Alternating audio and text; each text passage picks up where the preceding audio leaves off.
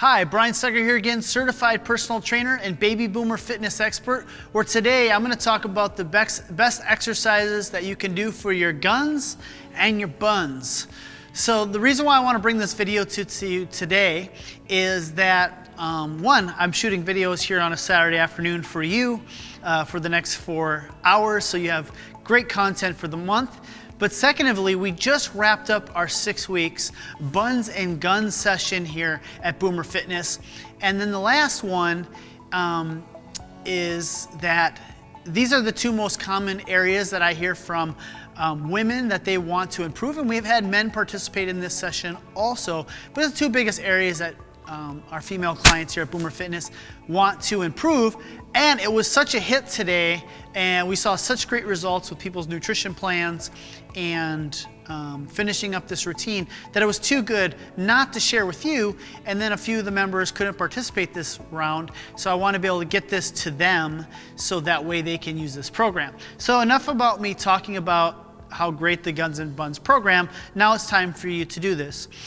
So this is a program that you could do twice a week, and that would work for you for 6 weeks. Best way to approach this program is, like I talk about in all my other videos, is before you begin an exercise routine, you should talk to your doctor before beginning.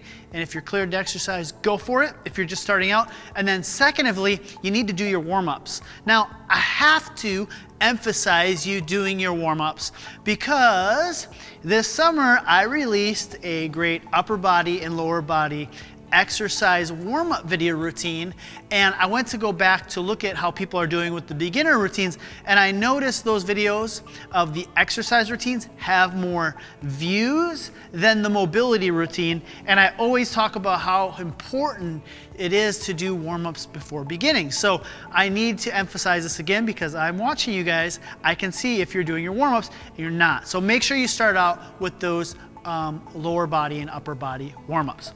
All right. So the next part with that, with doing your warm-ups, what you do outside of the gym is just as important what you do inside the gym. You can't out-train a bad diet. So make sure you're following your nutrition plan, you're getting a good amount of protein. If you're training with resistance training 4 times per week, you want to get at least 1 gram of protein per body weight, so that way you can recover from these workouts. And then there's some advanced tactics with supplementation we can talk about another day, with branched chain amino acids and whatnot that can help with your recovery. Let's talk about the first exercise. The first exercise we're going to do is a single leg RDL. Now, the single leg RDL is great a number of reasons for boomers, or for anyone. It's going to help you with your balance, but the other thing, it's a hip hinge exercise that not a lot of people are doing. When I go to a number of workshops, the number one thing they emphasize that people need to be doing more of are hip hinge exercises. So it's going to help with that hamstring mobility, but it's also going to help with strengthening those hamstrings and the glutes, which is going to then take pressure off your back. So single leg RDL, number of progressions you can do. If you're at home and you're just doing these for the first time, you can use a bench, you can use a wall, you can use a chair, and you can use that for support. So what you're going to do is use your hand for support. You're going to find your fixed point out in front of you, slight bend in your leg. Then you're going to reach back with that opposite heel, reach for the floor, and you're going to pull back through. Now, the range of motion that you want to use is you're just going to go till you feel a slight bend, a slight stretch in your hamstring. I feel a great stretch there, and then you're going to go back through. Now, if you've progressed really well with the bench and you want to take it to the next level, or the chair, you can use body weight. Same concept here. I'm going to switch legs so I can get some work on the other side. Find your fixed point out in front of you. You're going to lean forward slightly, feel that slight bend, a slight stretch in the hamstring, and then you're going to go back through. I pulled my eye off the fixed point, so I lost my balance a little bit there. Find your fixed point, reach and stretch. The rep range that we're wanting to use is about 8 to 10 reps. So you're going to be working a little bit of hypertrophy and then some strength. Next thing you can do here, or if you want to take it up to the next level, is you can use a kettlebell or a dumbbell. So same concept here, slight bend in the knee, reach forward, keeping the shoulder back, back's nice and flat, and then you're going to pull that hip back through. She feels great on my hamstrings. I did a morning run this morning, and so I need to loosen my hamstrings up there. So the rep range that we're going to use is 10. You want to pick a weight that you're staying in that rep range of 8 to 10. So on a scale of 1 to 10, you're wanting a 7 or an 8 intensity level. If you feel like you can do 15, the weight's too light, so that's when you're gonna move through the different progressions that we talked about. So you're gonna do that exercise first. Next round, you're gonna go over here, you're gonna superset this with either a TRX squat or a goblet squat. So the progression for this would be your TRX squat. If this is too easy for you, then you would go over to your goblet squat. So TRX squat, I'll link down in the comment below. Great piece of equipment that you can take with you anywhere. So you can do these routines if you're on vacation, which a lot of my boomer clients do, or if they just want to stay at home that day. So what you're going to do is grab hold of TRX. Your feet are shoulder width apart. If your knees are a little achy or tight, make sure you go through the mobility routine. But the second thing you can do is you can turn your toes out slightly, which should take some pressure off those knees. So what you're going to do then is you're going to lower on a count of 3. 1, 2, 3, press through those heels, and then come back up. And then you go 1, 2, 3, and then you're going to come back up. You're going to do 15 to 20 repetitions right there. All right, so those are your TRX squats. Next one we're going to go into, if you've mastered the TRX squat, or the middle progression you could argue would be that body weight squat. Sorry, my phone there, but that's perfectly fine. I'll get that phone call later. It's probably somebody watching a video wanting some coaching. So I look forward to talking to that person later. But what we're going to do now is the goblet squat. And you're just gonna hold the weight out in front of you. Love the exercise because it's working your core, the front of that core there. Also, it's not putting a lot of compression on your spine. So toes turned out again. You're gonna take that deep breath in, and then exhale. It's important to take that deep breath in at the top and fill the stomach up with air, because that is going to give you a lot of core stability, and it's going to protect your low back. So fill your stomach up with air, deep breath in, and then exhale. All right, you're going to knock out 15 to 20 repetitions right there. So that's the first circuit. You're going to do your single leg RDLs first, your TRX squats, or your kettlebell squats, and you're gonna go back-to-back rounds. All right. After rest ranges, it's anywhere from 30 seconds to 90 seconds, just moving back and forth between those two exercises, 3 rounds. If you need more rest, take more rest. Just don't let these workouts get longer than 45 minutes to an hour and 15 minutes. All right, next thing we're gonna do is we're going to do a step back lunge. A lot of ways to do the step back lunge.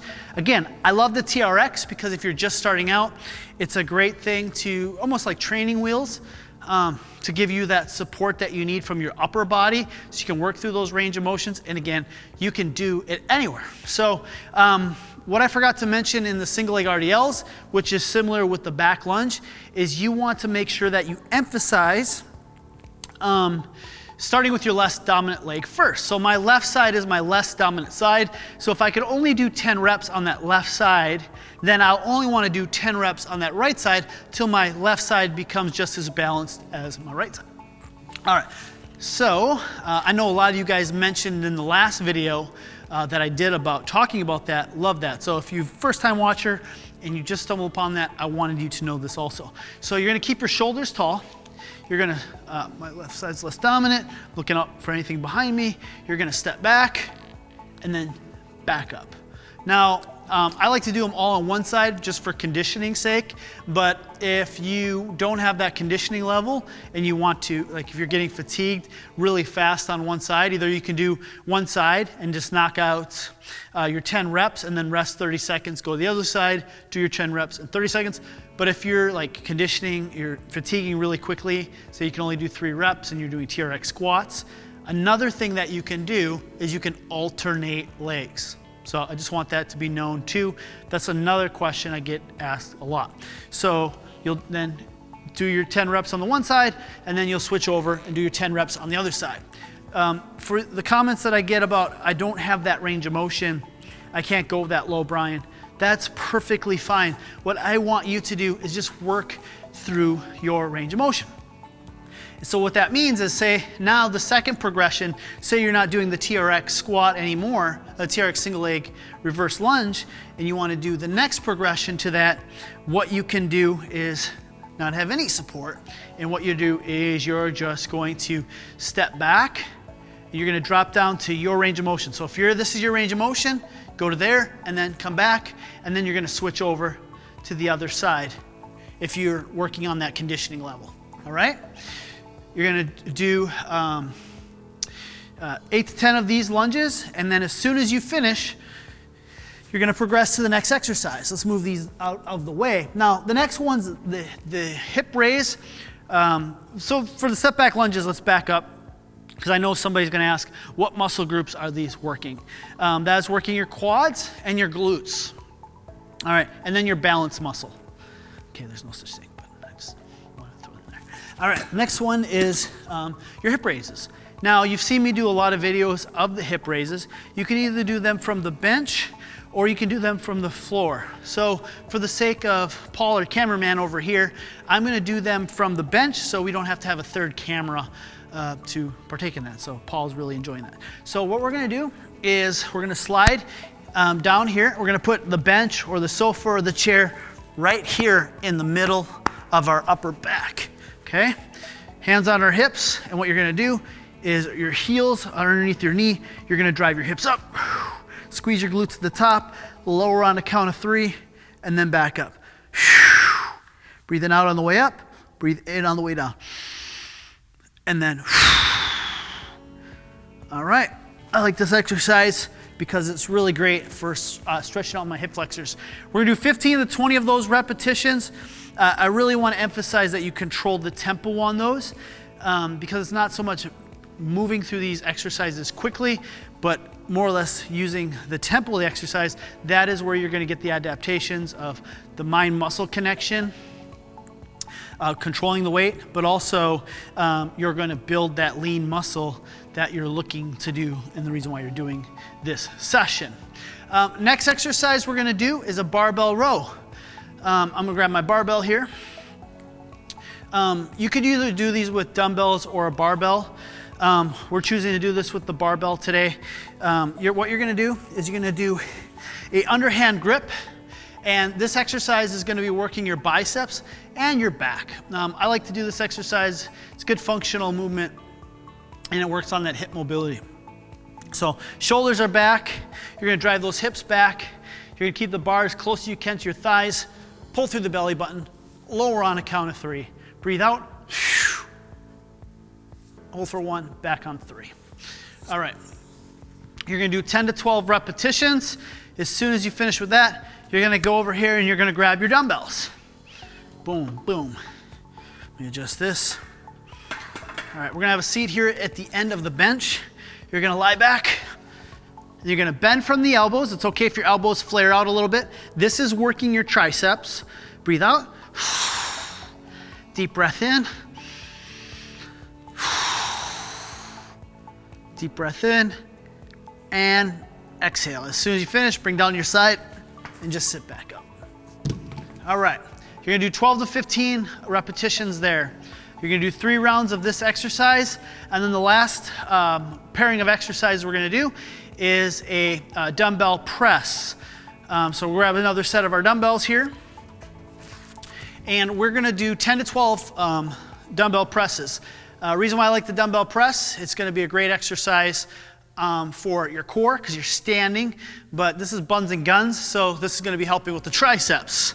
It's gonna let you really overload those triceps. So you're gonna press up and then really emphasize that lowering. 1, 2, 3, hold for 1, back up, working those shoulders and then lowering under control to hit those triceps. Breathe out, deep breath in, and good. All right, and then as soon as you're done, you'll take those same dumbbells.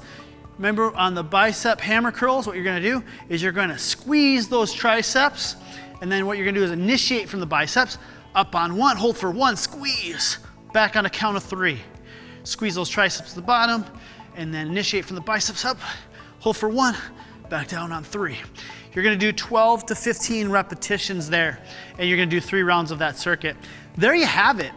This is our Buns and Guns workout. I'm really happy to share this with you, and the reason why I am is because we just finished up that 6 weeks Buns and Guns challenge. Our members absolutely love doing it. The result that we've seen in the 6 weeks was really phenomenal. And that's one thing that I want to emphasize to you is you can do a lot in a short period of time. Remember, this isn't a comparison of, you know, like, how do I say this? Against somebody else. It's a comparison of you versus you. So by you starting from your fixed point, you staying consistent with this program, you are going to make amazing progress. You're going to love the results that come from this program, and your guns and your buns will thank you for that later, and you're going to enjoy all the side benefits of like sleeveless shirts in the summertime, wearing the shorts that you like to wear, and then maybe going clothes shopping. But also the benefits of these exercises is the functional strength that you're going to get from it, picking up the grandchildren, going hiking, carrying things, groceries from the house back in. So drop a comment down below what you thought of this routine, but then the next thing also, any questions that you may have around the buns and the guns, and I will look forward to making more videos for you in the future. And like always, flex on that like button right now, and do that right now again. And I'll see you guys in future videos. Thanks for watching.